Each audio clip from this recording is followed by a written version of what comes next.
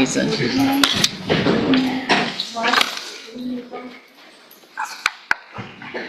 I'm sorry.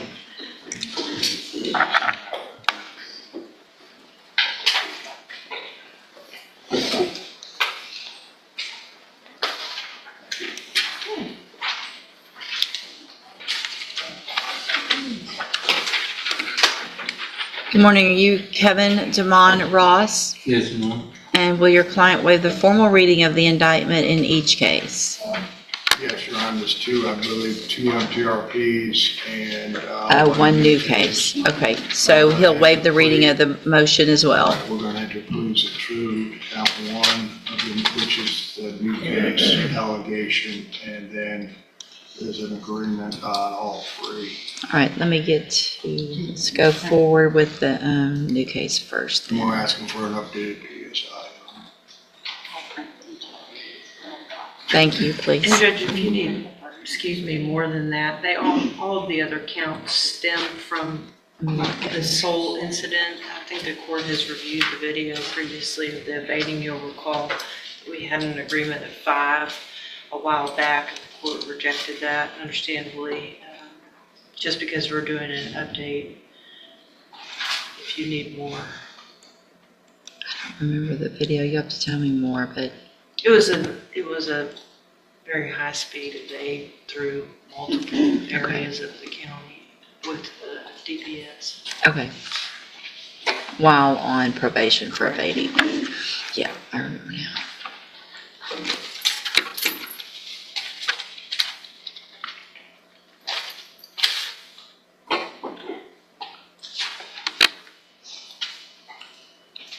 And what was the agreement that I had rejected before? Okay. All right, sir. In cause number 25, DCCR 1310, you're charged with a third-degree felony offense of evading arrest or detention with the use of a vehicle from June 13th of 2025. And how do you plead to that charge? June. Are you pleading guilty freely and voluntarily? Yes, ma'am. And are you pleading guilty because you actually did what they charged you with? Yes, ma'am. I have here, in that case, some documents on the tablet that have your signature on them. Before you sign these, did you go over them with Mr. Burbank? Yes, ma'am. Do you fully understand them? Yes. And do you understand, if I follow the agreement that you've made with the district attorney, that you will be waiving or giving up any right to appeal? And it looks like the agreement that you've reached is for a cap of 8 years in prison, which means you're leaving your punishment up to me. And if I follow this agreement, I cannot give you more than 8 years. I can give you 8 years, I can give you less. It'll all depend on the information that's presented to me when we come back for sentencing. You have an absolute right to have a jury come in and do 2 things. The first is to determine if you're guilty or not. And then you could leave your punishment up to that jury if they found you guilty. If we go forward this way, you're waiving that right. And is that what you want to do? Yes, ma'am. Okay. Do you also understand, if you're not a U.S. citizen, that a plea of guilty or no contest may result in your deportation, exclusion from admission to the country, or denial of naturalization under federal law? Yes, State tenders number 1. It's admitted. Is there any evidence that Mr. Ross is not competent? All right, sir, in that case, I'm going to find that you entered your plea of guilty freely and voluntarily. Find that you're mentally competent and understand the nature and the consequences of that plea. Find sufficient evidence to find you guilty. However, I'm going to reset your case for sentencing so that the probation department can do a pre-sentence report. That'll give me more information about you and your case, and we'll come back later for sentencing. Obviously, anything that you think is important for me to know, you'll get that information to Mr. Burbank, and he'll present it to me on that day as well. yes, ma'am. So then we have cause numbers 24 DCCR 1198 and 24 DCCR 1199. Each of these cases, I have motion to revoke unadjudicated probations. It looks like in 1198, you were placed on probation December 18th of 2024 for the offense of deadly weapon in a penal institution, a third-degree felony, and that was a 4-year deferred probation. Is that correct? Yes, ma'am. And then in cause number 24, DCCR 1199, I also have that motion to revoke your unadjudicated probation. Shows you were placed on probation that same day in December of 2024 for the third-degree felony offense of evading arrest or detention with the use of a motor vehicle. Is that also correct? Yes, ma'am. So if it's unagreed, somewhat unagreed, I want to go ahead and go through the rest of those allegations. I think I need to know if the punishment's up to me, what the pleas are, what all's been going on, not just the one new case. So I'm going to go through them all. If you need a minute to go over that with him, otherwise I'll just go through. So, Mr. Ross, both of these motions allege in count 1 that you were arrested for the offense of evading arrest or detention with the use of a vehicle on June 13th of 2025. That's the case you just pled guilty to. And is that true or not true? Yes, ma'am. Sure. And that's one of those, Ms. Malfino, that probably needs to be looked at. Being arrested for it isn't really it's true, it's fine, but that language, y'all need to get them to change that language. Okay. You know what I mean? I do. Count 2 alleges that you were arrested for evading arrest or detention. That was that same day. Is that true or not true? So that's not in the vehicle. That means that you got out of the vehicle and then ran. Is that true or not true? Sure. Count 3 in each case alleges that you were arrested for possession of marijuana June 13th of 2025, that same day. Is that true or not true? Okay.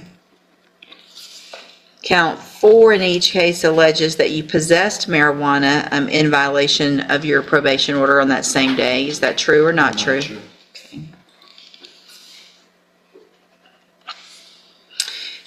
Count 5 alleges that you tested positive for cocaine on a drug patch June 13th of 2025, and is that true or not true?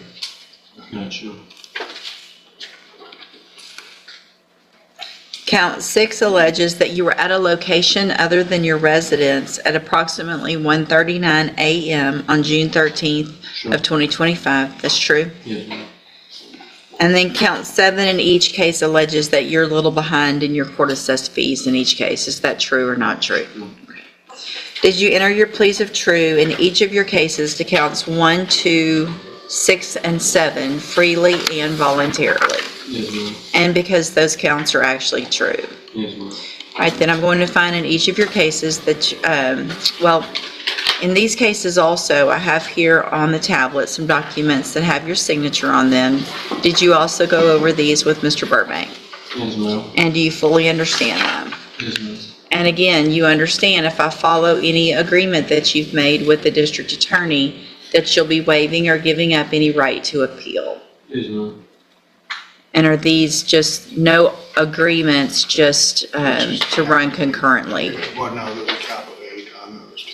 Y'all didn't write that on here. I thought I did, All right, or it might not have come through. So so cap of 8 in each. yeah. So the agreement is the same as the other case, Yeah.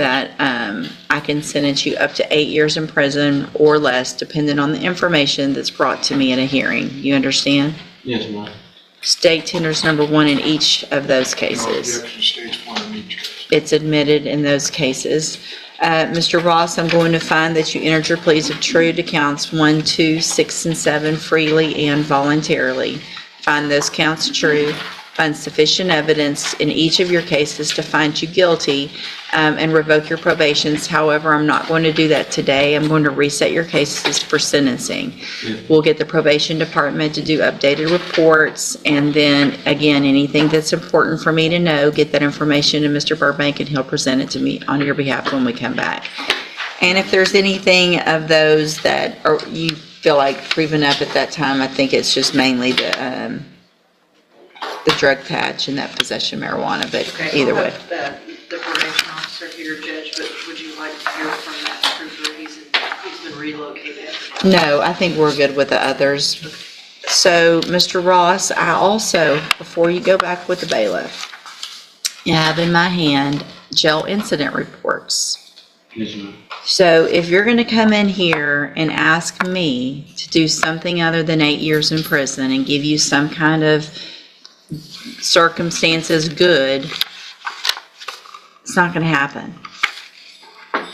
the names you are calling these correctional officers, the rules that you're breaking, the gambling with the I mean, it's not allowed.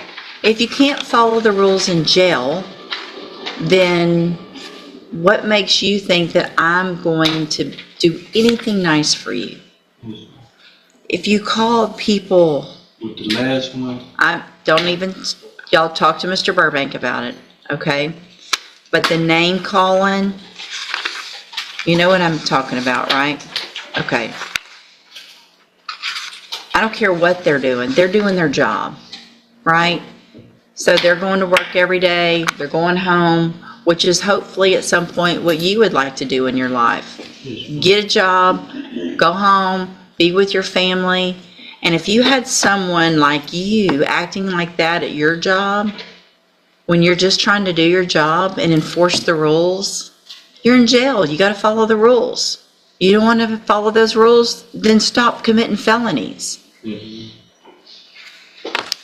All right, go back with the bailiff. We'll see you at sentencing. I'll be excused. Yes, sir. I'll be back.